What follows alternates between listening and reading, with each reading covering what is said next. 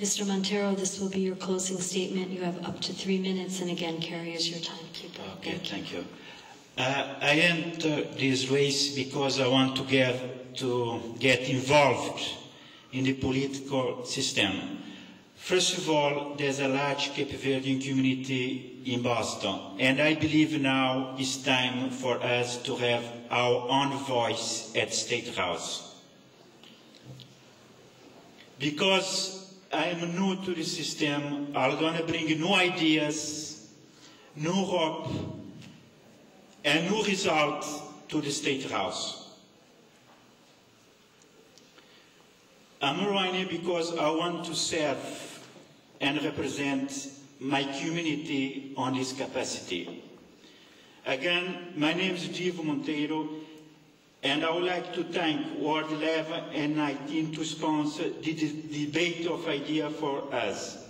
As you know, we are at recession time because some factories and a lot of companies are already shut down their business. As a result, a lot of people lost their job and are now collecting unemployment compensation. This election is not about me or the other candidate. It's about the future of our district.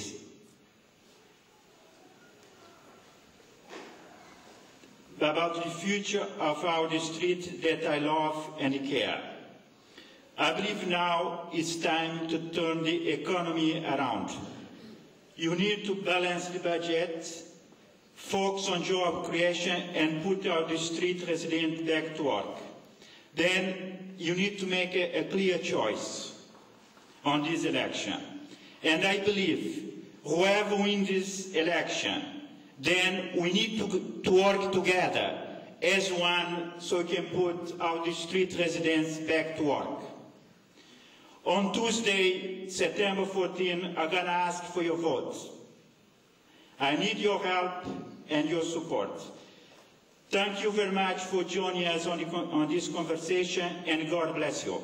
Thank you, Mr. Monteiro, for your closing statement. Karen Payne, this will be your closing statement. You have up to 3 minutes, and again, Carrie Costello is your timekeeper. Karen Payne.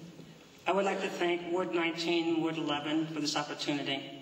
And tonight, I ask you for your vote. I ask you for your vote so I can go to Beacon Hill to help to understand and to enforce the laws that we need to go forward. I grew up in Hartford, Connecticut in the housing development, where my mother helped organize the tenants. She not only helped organize tenants in that development, but she went throughout the city helping to organize tenants. And then she went on to an organization called National Neighbors, trying to bring people together to live in harmony. During that time, I followed her, and I learned what community meant.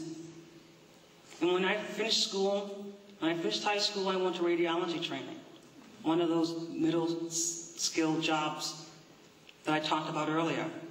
Then I moved to Massachusetts. And I went to school at Roxbury Community College. I went to Northeastern University. And I also graduated from Lesley College. But during that time, I focused on where I lived. I lived in Mattapan. I lived in Rosendale. For the last 24 years, I've lived in Rosendale. And for that time, I've spent in the community. I was on the Healthy Rosendale board. They had a youth group called the Rosy Reps. We taught them leadership skills. We taught them about anti-violence, anti-drugs, alcohol, tobacco. All 35 of these kids graduated from high school. 90% of them went on to college. It's very, very important that our young people have support and they have programs. I also worked and was a pleasure to be part of the Little League on Roxbury, North Dorchester, right there on Talbot Ave. 300 young people playing Little League. We brought to Boston the National Negro League in that time. I was on the Governor's Commission for high school dropout reentry. Went around the state to try to understand why our young people drop out of high school. What can we do to keep them in high school? What can we do to keep them moving forward in their life and to be positive? Those are the things that I did as someone who moved here, who lives in the neighborhood,